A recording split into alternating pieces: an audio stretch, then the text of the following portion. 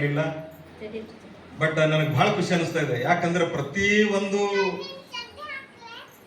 ಒಂದು ತಿಂಗಳಲ್ಲಿ ಒಂದೊಂದು ಒಬ್ಬರೊಬ್ಬರದ್ದು ಏನದ ಅಂತಂದ್ರ ಒಂದು ಗುರುಗಳದ್ದು ಏನದ ಅಂತಂದ್ರೆ ಇವ್ರದ್ದು ಜಯಂತಿಯನ್ನು ಆಚರಣೆಯನ್ನು ಮಾಡ್ತಾ ಇದಾರ.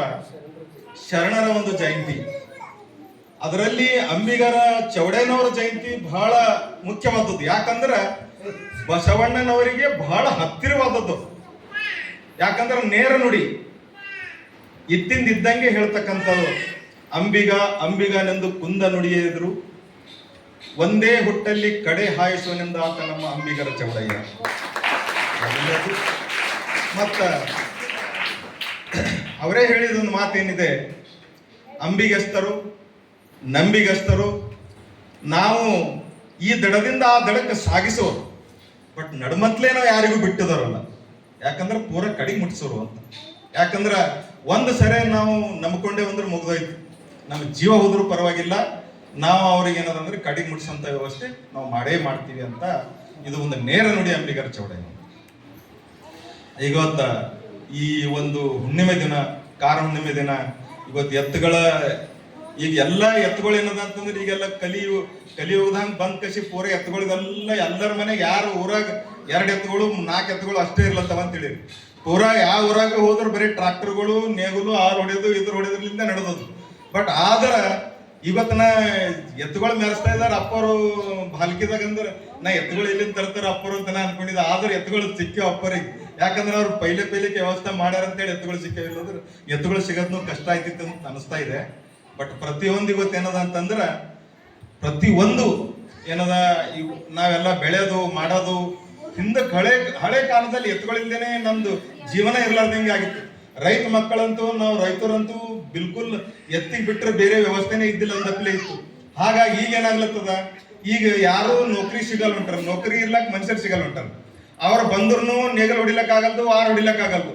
ಯಾಕಂದ್ರೆ ಅದು 10-11ಕ್ಕೆ ಎದ್ದು ಮನೆಗಿಂದ ಎದ್ದು ಮಾರಾಟಿಗೆನೆ ಬಹಳಷ್ಟು ಕಷ್ಟ ಆಗ್ತಾ ಇದೆ.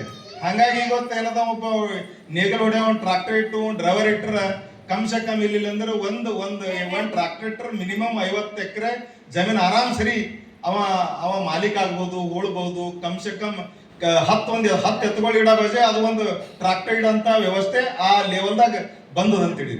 ಇಂಥ ಒಂದು ಪರಿಸ್ಥಿತಿದಾಗ ನಾವು ಎತ್ತುಗಳನ್ನು ಮರೆಯುವಂತ ಸ್ಥಾನದಲ್ಲಿ ನಾವು ಎಲ್ಲರೂ ಇದ್ದೀವಿ. ಮುಂದೆ ಬರ್ತಕ್ಕಂಥ ದಿನಗಳಲ್ಲಿ ಈಗ ನಾವು ಏನದ ಅಂತಂದ್ರೆ ಈ ಟ್ರಾಕ್ಟರ್ ಬಂದವ, ನಾವು ಮನುಷ್ಯರು ಸಿಗಲ್ಲ ಹೊಂಟಾವ. ಈಗ ಮುಂದೆ ಬರ್ತಕ್ಕಂಥ ದಿನಗಳಲ್ಲಿ ಡ್ರೈವರ್ ಸಮೇತ ಸಿಗಲ್ಲ ಟ್ರಾಕ್ಟರ್ ನಡೆಸೋ. ಅದಕ್ಕೆ ನಡೆಸ್ತಕ್ಕಂಥ ರೋಬೋಟ್ನ ಕಂಡು ಹಿಡಿತಾ ಇದ್ದಾರೆ. ರೋಬೋಟ್ ಈಗ ಆಲ್ರೆಡಿ ಕಂಡು ಹಿಡಿದಾರ ಆಲ್ರೆಡಿ. ಬಟ್ ರೋಬೋಟೇ ಗಾಡಿ ನಡೆಸ್ತದೆ. ನೀವು ಹೊಲದಾಗ ಟ್ರಾಕ್ಟರ್ ಮ್ಯಾಗ ಕೂಡಿಸ್ರಿ ಅಂತಂದ್ರೆ ಬಿಲ್ಕುಲ್ ತಾನೇ ನಡೆಸ್ತದೆ. ಈ JCB ಆಗ್ಲಿ, ಇಟಾಚಿ ಆಗ್ಲಿ, ಅಥವಾ ಈ ಟ್ರಾಕ್ಟರ್ ಆಗ್ಲಿ, ಪ್ರತಿಯೊಂದಕ್ಕೆ ಏನಂದ್ರೆ ಮಷಿನರಿ ಮ್ಯಾಗ ರೋಬೋಟ್ದೇ ವ್ಯವಸ್ಥೆ ಮಾಡ್ತಾ ಇದ್ದಾರೆ. ಅದನ್ನು ಕಂಡು ಹಿಡಿದಾರ. ಅದು ಇನ್ನ ನಮ್ಮ ಭಾರತ ದೇಶದಲ್ಲಿ ಬಂದಿಲ್ಲ, ಕೆಲವೊಂದ್ ಕಡೆ ಬಂದವ.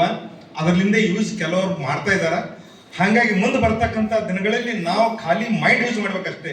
ಬಟ್ ಕೆಲಸ ಮೆಹನತಿ ಮಾಡಪ್ಲೇ ಇಲ್ಲ.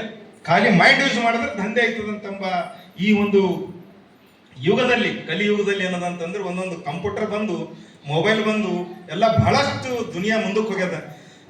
ಇವತ್ತು ಸಣ್ಣ ಮಕ್ಕಳಿಗೆ ನೋಡ್ರಿ, ನೀವು ಮೊಬೈಲ್ ಕೊಡಂದ್ರೆ ಊಟ ಮಾಡಂಗಿಲ್ಲ. ಅದು ಪಾರಾಗ್ಲಿ, ಪೋರಿ ಆಗ್ಲಿ, ಹುಡುಗಿ ಆಗ್ಲಿ, ಹುಡುಗರಾಗ್ಲಿ ಮೊಬೈಲ್ ಇಲ್ದೇನೆ ದುನಿಯಾನೇ ಇಲ್ಲ ಅಂದಪ್ಲಿ. ಅದು ಇವತ್ತ ನಾಳೆ ಏನಾಗ್ಯದ ಅಂದ್ರೆ ನಾವು ಮೊಬೈಲ್ದಾಗೆ ಬಂದ್ಬಿಟ್ಟಿದ್ದೆವು.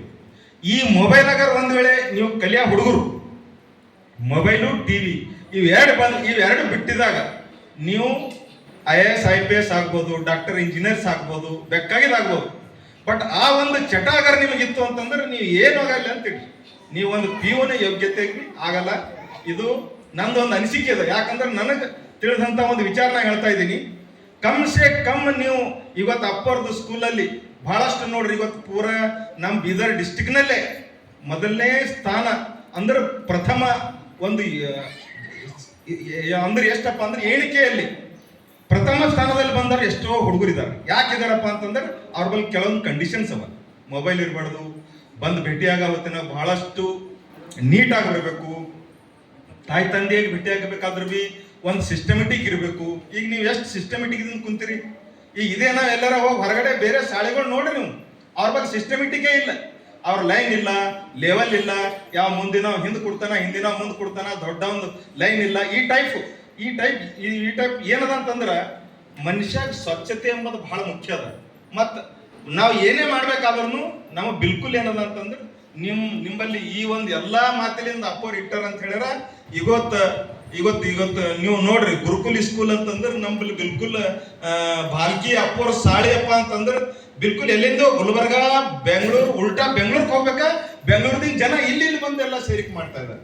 ಹಂಗಾಗಿ ಅಪ್ಪೋರ್ ಸಾಳಿ ಬಹಳ ಒಂದು ಒಳ್ಳೆ ಸಂಸ್ಕೃತಿ ಸಾಳಿ. ಮನುಷ್ಯಕ್ಕೆ ಸಂಸ್ಕಾರ ಅನ್ನೋದು ಬಹಳ ಮುಖ್ಯ ಅದ. ರಾಮ, ಲಕ್ಷ್ಮಣ, ಸೀತೆ ಬಟ್ ಅವ್ರಿಗೆ ಮುಂದೆ ಮಕ್ಕಳು ಏನಿದ್ರು, ಲವಕುಶ ಎಂಬುದು ಏನಿದ್ರು ಅಂತಂದ್ರೆ ಅವ್ರಿಗೆ ಸಂಸ್ಕಾರ, ಅವ್ರ ಸಂಸ್ಕಾರದಿಂದೇ ಇಷ್ಟೆಲ್ಲ ಇವತ್ತು ರಾಮಾಯಣ ಪೂರ ಕಂಪ್ಲೀಟ್ ಆಗ್ಲಿಕ್ಕೆ ಸಾಧ್ಯ ಐತಿ. ಅದು ಮಹರ್ಷಿ ವಾಲ್ಮೀಕಿ ಅವರು ಒಂದು ಇದ್ರಲಿಂದ. ಯಾಕಂದ್ರೆ ಇವತ್ತು ನಾವು ವಿಚಾರ ಮಾಡ್ಬೇಕಂದ್ರೆ ಬಹಳಷ್ಟು ಹೇಳ್ಕೊತ ಹೋದ್ರ ಮುಂದಿದಾವ.